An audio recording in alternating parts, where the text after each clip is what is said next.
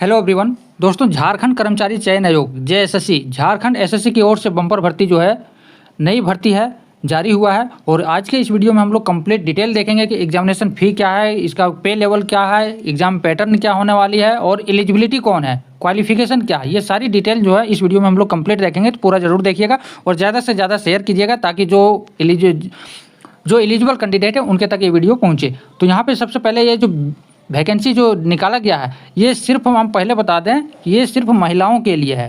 ठीक है, झारखंड एएनएम ये सिर्फ महिलाओं के लिए है। झारखंड एएनएम प्रतियोगिता परीक्षा 2025 जिसमें 3000 से प्लस जो है जेएसएससी की ओर से ये भर्ती निकाली गई है। यहाँ पे आप देखेंगे तो ये कार्मिक का सुधार पत्रांक संख्या दिया हुआ है कि इसके द्वारा जो महिला जो स्वास्थ्य कार्यकर्ता है एएनएम की रिक्तियों के लिए जो है ये नियमित रेगुलर भर्ती है। और झारखंड एएनएम प्रतियोगिता के लिए ऑनलाइन आवेदन जो है किया जा रहा है, जिसमें आपको सारा डिटेल हम बता देंगे। आपको सबसे पहले यहाँ पे देखिएगा कि जो परीक्षा शुल्क है ये आपको 100 रुपया है, लेकिन SC/ST कैंडिडेट हैं तो उनको सिर्फ 50 रुपये आपको एग्जामिनेशन फ़ी देना है।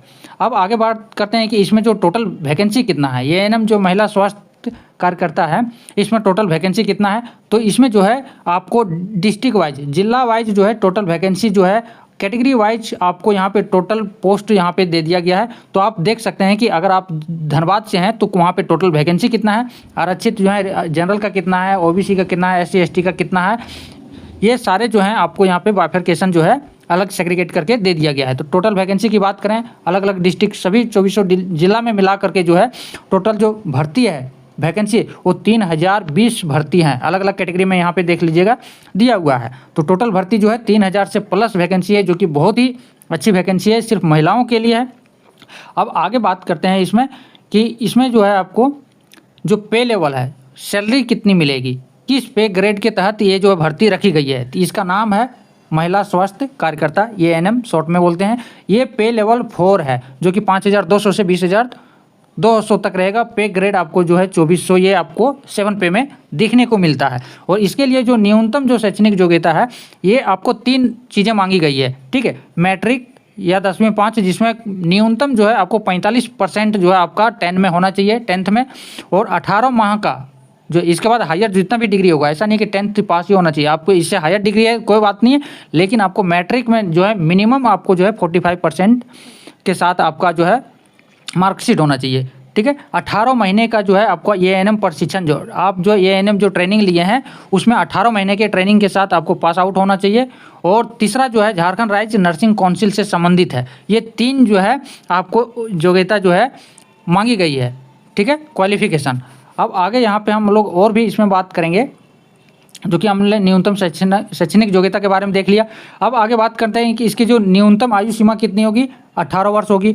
और जो यहाँ पे न्यूनतम आयु सीमा की जो गणना की जाएगी वो कब से की जाएगी, 1/8/2025 से, और 1/8/2025 से ही अधिकतम आयु की गणना की जाएगी। न्यूनतम 18 वर्ष आपका होना चाहिए और मैक्सिमम अलग अलग कैटेगरी में दिया हुआ है 45 ईयर्स तक। ठीक है, अब आगे बात करते हैं कि परीक्षा का स्वरूप कैसा होगा, एग्जाम का जो पैटर्न होगा वो कैसा होगा। ये OMR बेस्ड होगा या CBT ली जाएगी। आयोग द्वारा OMR आधारित जो है या कंप्यूटर आधारित CBT परीक्षा ली जाएगी। किसी भी परीक्षा में अगर दोनों ऑप्शन दिया गया है कि आपका OMR भी हो सकता है और CBT मोड में भी एग्जामिनेशन लिया जा सकता है, लेकिन अगर एक से ज़्यादा डेट में अगर एग्जाम होती है तो उस केस में जो है आपको नॉर्मलाइज कर दिया जाएगा और उस हिसाब से अंक दिया जाएगा नॉर्मलाइजेशन अंक के साथ।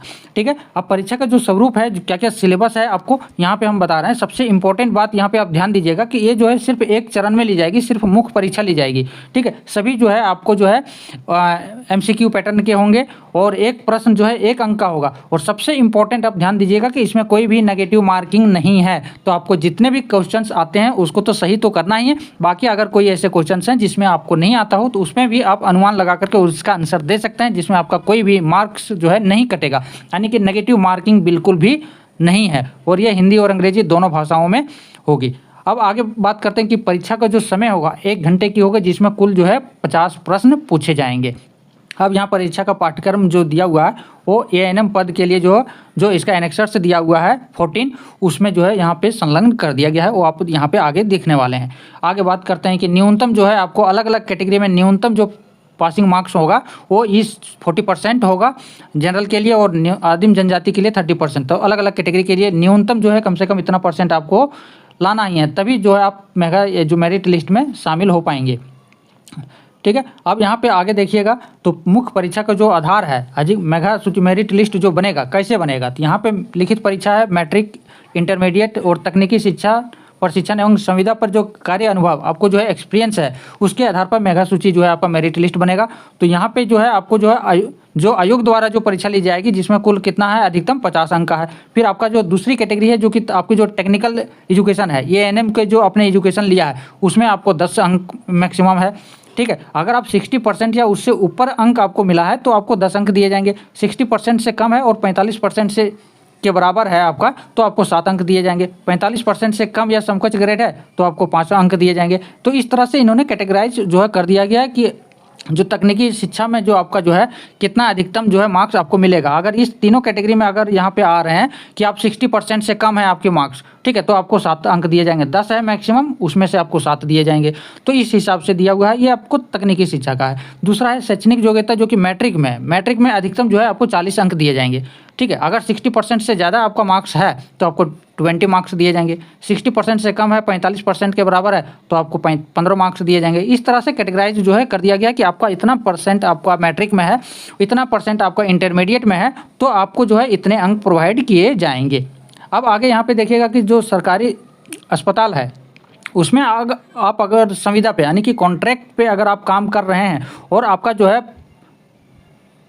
5 अंक प्रति पूर्ण वर्ष की दर से आपको जो है मैक्सिमम जो है आपको 50 अंक दिए जाएंगे। अगर आप 5 साल काम किए हैं कॉन्ट्रैक्ट पे सरकारी अस्पताल में, ठीक है, तो आपको 5 साल कॉन्ट्रैक्ट पे काम किए हैं पूरा कंप्लीट ईयर तो आपको वहाँ 25 अंक दिए जाएंगे। अगर आपने 10 साल की कॉन्ट्रैक्ट पे काम किए हैं पूरा 10 साल तो आपको 50 अंक जो है आपको यहाँ पे मिल जाएंगे। आपका जो है यहाँ पे कुल प्राप्तांक कितना होगा तो 150 प्राप्तांक होगा जो कि सभी कैटेगरी के मिलाकर दिया जाएगा।